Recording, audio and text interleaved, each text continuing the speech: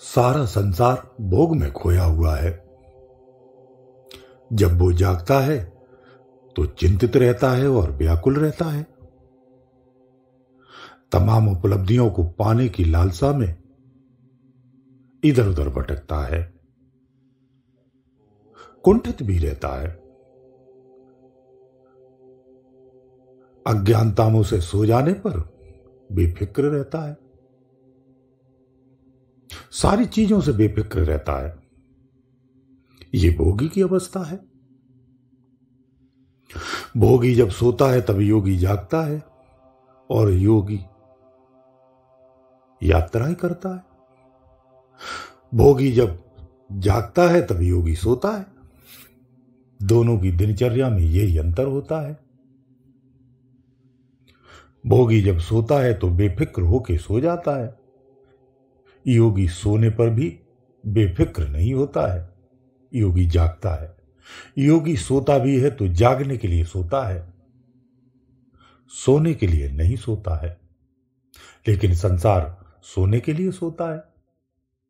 तो एक सोने के लिए सोता है, एक जागने के लिए सोता है। जो जागने के लिए सोता है उसमें त्याग है, उसमें परिश्रम है, उसमें बहुत कुछ दांव पे भी लगाना पड़ता है।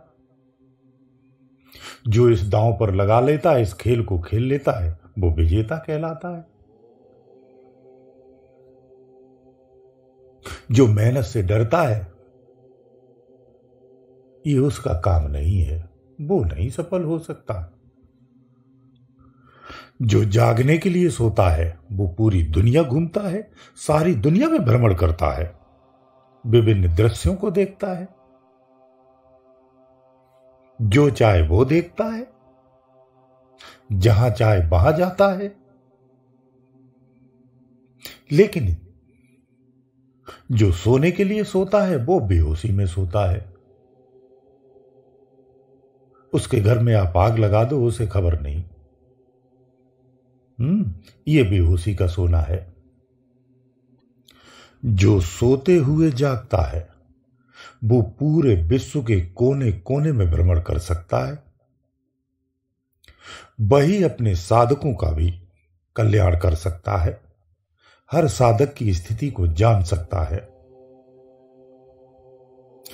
तुम्हारा गुरु अगर सूर्य की तरह है तो साधक किसी भी दुनिया के कोने में क्यों न बैठा हो, उसका कल्याण वही है।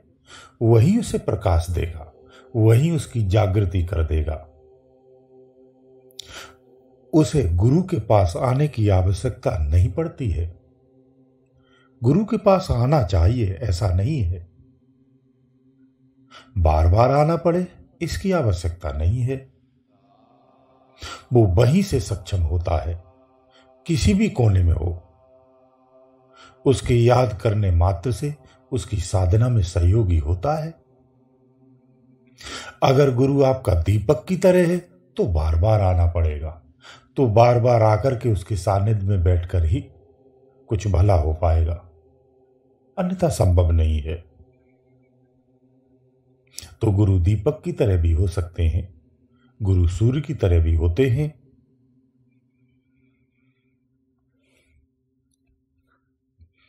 आत्म जागृति भी उसी की होती है जो दिन में भी जागता है, रात में भी जागता है, जो सोकर भी जागता है और जागते हुए भी जागता है। इस स्थिति में जो रहता है उसकी आत्म जागृति हो जाती है। जो केवल भोग सामग्री पाने के लिए जागता है और उन भोगों को भोगने के लिए सोता है, उसे कुछ नहीं मिलता है, उसकी जागृति संभव नहीं है। उसे बदलना पड़ेगा। जब तक वो अपने आप को नहीं बदलेगा तब तक जागृति संभव नहीं है। बाहरी आडंबर वो कुछ भी करे, कुछ भी कहे। काल की वार्ता में कहा जाता है, किसी शास्त्र में प्रसंग दिया हुआ है, संसार में जो अपने आप को मुक्त समझ करके कर्म कांडों से अपने आप को सक्षम बनाया है और स्वयं को मुक्त बना करके बैठे हुए हैं, वो भी काल के दरबार में ही काटे जाते हैं। वो भी आते हैं, तो आडंबरों में ईश्वर नहीं है, पाखंडों में ईश्वर नहीं है। पाखंडों से, आडंबरों से आप संसार को, समाज को ये बता सकते हैं कि ईश्वर की मुझे प्राप्ति हो गई है, लेकिन इससे होने वाली नहीं है। संसार को आप किसी तरह से भ्रमित कर सकते हैं, लेकिन ईश्वर को भ्रमित नहीं कर सकते हैं। ईश्वर को तो छोड़िए, आप खुद को भ्रमित नहीं कर सकते हैं। अगर खुद को आप भ्रमित करेंगे तो भ्रमित ही रहेंगे, सच्चाई को नहीं जान सकते हैं। आत्म जागृति के लिए अंतःकरण के जो धर्म है, इस धर्म के भी परे अपनी स्थिति को स्थापित करना होता है, इसके परे जाना होता है। अंतःकरण का जो संसारिक धारणा युक्त कर्म है, जो पुरुषार्थ है, जो परमार्थ है, वो सब का सब आपको कर्म बंधन से ही बांधता है। जब अंतःकरण के समस्त धर्मों की धारणा मिटती हुई निस्वार्थ हो जाता है, तो फिर वो परमार्थ ही नहीं, फिर वो स्वार्थ ही नहीं, फिर वो कर्म बंधन में नहीं, इन सब के परे चला जाता है। इसीलिए गीता के अनुसार भी गीता बहुत अच्छा कर्म करने का मार्ग बताता है। इससे सुंदर कहीं वर्णन है नहीं।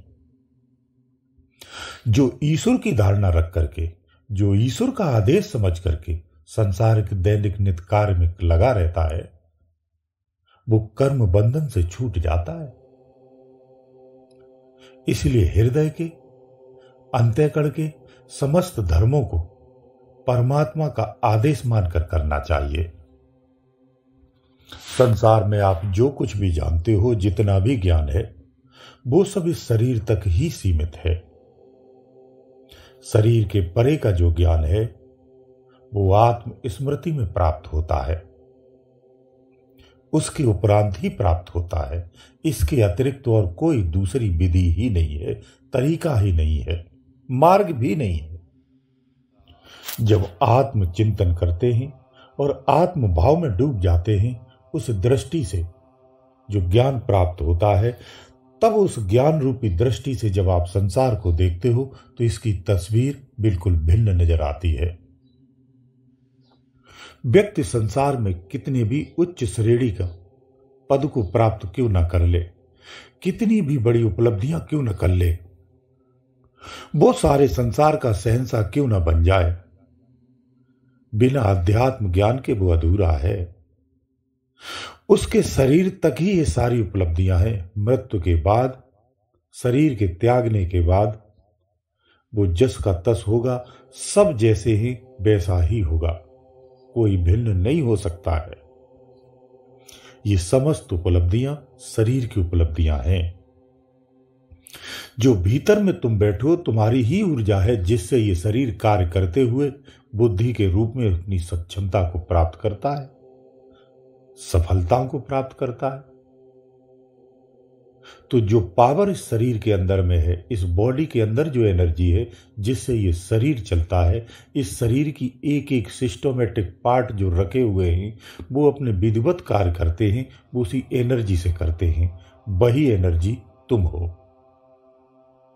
जिस दिन आप योग के माध्यम से, वियोग के माध्यम से इस स्थिति में प्राप्त कर लेते हो, इस बात को जान जाते हो और स्वीकार हो जाता है कि मैं कौन हूं, उस दिन दोनों की भिन्नता हो जाती है। फिर आपका संसार की जो पशुवत जीवन है, जो अनर्गल जीवन है, ये आपका दूर हो जाता है, आप इससे भिन्न हो जाते हो।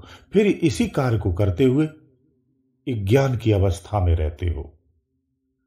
अज्ञानता मिट जाती है, शुद्ध मानव का जीवन हो जाता है। बिना आत्मज्ञान के मानवीय पवित्रता आ ही नहीं सकती है। कितना भी यज्ञ, तप, दान सब कर लेना, आत्मज्ञान नहीं है तो मानवीय पवित्रता नहीं आ सकती है। मानवीय पवित्रता के बिना आत्मबोध भी पूर्णता संभव नहीं हो पाता है। ये दोनों एक दूसरे के पूरक हैं। मानवीय पवित्रता वेदों और शास्त्रों के अध्ययन से आती है, सत्संग सुनने से आती है, सतवाणियां सुनने से आती है, ध्यान अभ्यास करने से आती है, आत्मचिंतन करने से आती है। बाहरी रूप से देखा जाए तो मानवीय पवित्रता आते ही आत्मबोध हो जाता है। इस प्रकार से आत्म जागृति होती है। गुरुदेव दयालु।